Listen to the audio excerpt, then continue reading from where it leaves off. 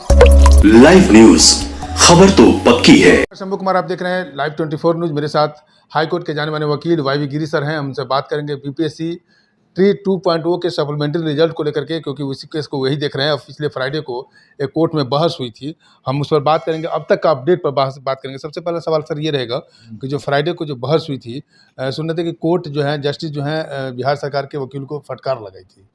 क्या विद्यार्थी को क्या इंसाफ मिलने वाला है? क्या फटकार तो नहीं लगाया था, अपना विचार रखा था प्राइमा फेसी।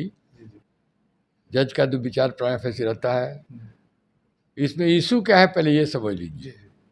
ये जो विद्यार्थी लोगों ने जो इम्तिहान दिया था टीचर्स के लिए, तो ये सब मिनिमम क्वालिफिकेशन ये लोग क्वालिफाई कर गया है। लेकिन एडवर्टीजमेंट में एक नियम है, उस नियम के अनुसार यदि एक ही नंबर बहुत सारे लोग लाए हुए हैं, यहाँ हजारों सैकड़ों के तादाद में एक ही नंबर पर लोग रहते हैं, तो उसमें जिसकी उम्र ज़्यादा रहेगी, उम्र बड़ा रहेगा, उसको मेरिट लिस्ट में लिया जाएगा। यदि वो भी बराबर यदि हो गया, तो फिर देवनागरी से नाम जो लिखा जाता है उसमें जो अक्षर पहले आता है उसका होगा। तो ये जो पिटिशनर हैं करीब 150, इसके अलावा और लोग भी बहुत ऐसे सारे लोग हैं जो क्वालिफाइड हैं और मेरिट में माने जा रहे हैं, लेकिन इनको सिलेक्शन लिस्ट में नाम नहीं लिखा गया। कारण कि उसी नंबर पर बहुत सारे लोग आ गए, तो जो उम्र में ज़्यादा थे उन लोगों का सिलेक्शन लिस्ट में मेरिट बन गया। बाद में ऐसा हुआ कि उसमें से 4000 से ज़्यादा ऐसे लोग जिनका मेरिट लिस्ट में नाम आया, उनकी नियुक्ति नहीं हो सकी, क्योंकि बहुत अन्य तरह से एलिजिबिलिटी का व्यवधान था उनके सिलेक्शन में। किसी को डिग्री नहीं मिली, कोई ट्रेनिंग का डिग्री किसी के पास नहीं था। तो जो वैकेंसी 4000 के ऊपर रह गई है, उसके लिए इन लोगों ने मुकदमा किया है कि भाई अब जो वैकेंसी ना भरी गई, उसके खिलाफ हमारा नाम आना चाहिए, हम लोग की नियुक्ति होनी चाहिए, क्योंकि मेरिट में तो हम क्वालिफाइड है। टेक्निकली हम लोगों का नाम मेरिट लिस्ट में नहीं आया, लेकिन कट ऑफ मार्क्स तो हम कट ऑफ मार्क्स से बाहर कर दिए गए। ऐसे जो मिनिमम क्वालिफाइंग मार्क्स है वो हम लोग को भी आया है। सरकार ने स्वयं किया है। और लोगों के में ऐसे लोग जिसमें नॉन ज्वाइनिंग हुआ, जो आदमी सेलेक्टेड हो गया और नॉन ज्वाइन हुआ, उसके खिलाफ जो वैकेंसी निकली उस पर पुनः नाम मंगा के कमीशन से जो छूट गए थे उनकी नियुक्ति कर दी गई है। तो वैसा हम लोगों के साथ, इन लोगों के साथ क्यों नहीं किया जा रहा है?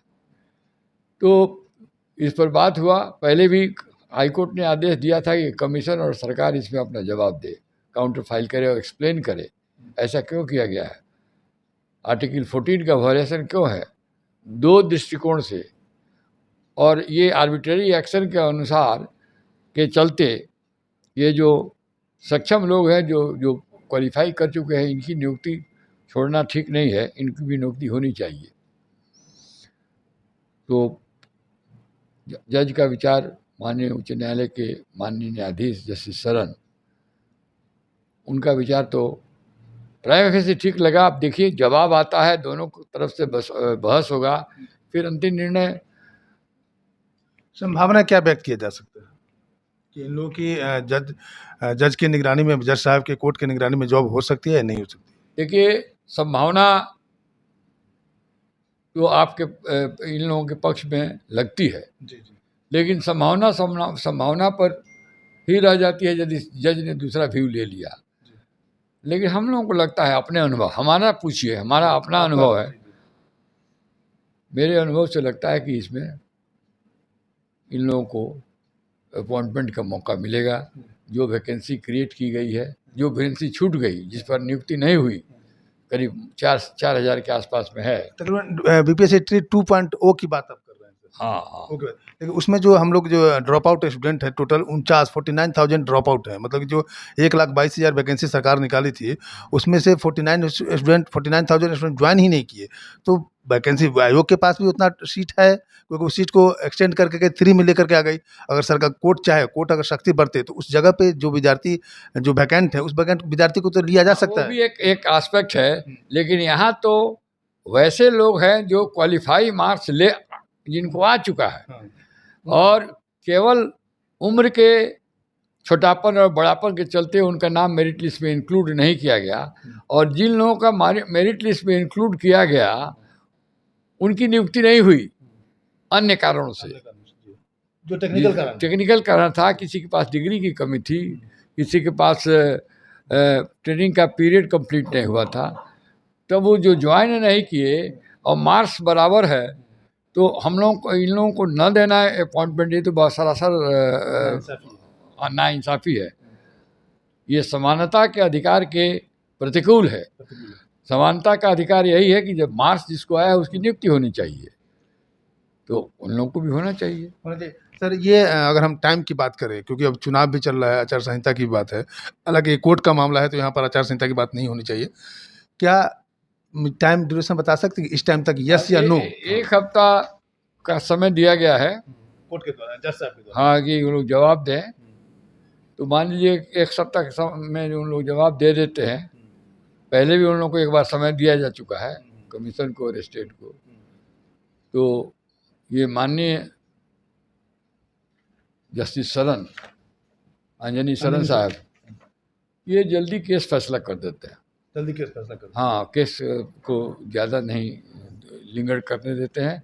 रीडिंग कंप्लीट होने पर ही सुनवाई करके शीघ्र फैसला दे देते हैं। सर, एक परसेंटेज लास्ट सवाल ये रहेगा कि 95/100, मतलब 95% हम मान के चलें कि विद्यार्थी थोड़ा सा टेक्निकल कारण के कारण नहीं हो पाए, उनको होने की संभावना है।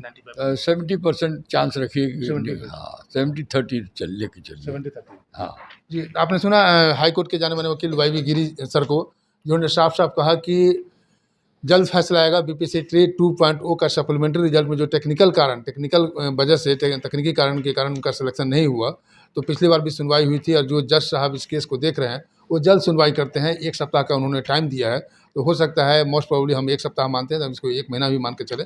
अगर 1 महीना में भी हो जाती है तो बहुत अच्छी बात होगी। और जो परसेंटेज की बात करें तो 70% की रेशियो रख रहे हैं कि 70% होने की संभावना। मैं शंभू कुमार, कैमरा जर्नलिस्ट यशोधर्मा के साथ, पटना। अगर मैं चैनल को लाइक और सब्सक्राइब नहीं किए तो लाइक और सब्सक्राइब करें। Thank you so much. देखिए, संभावना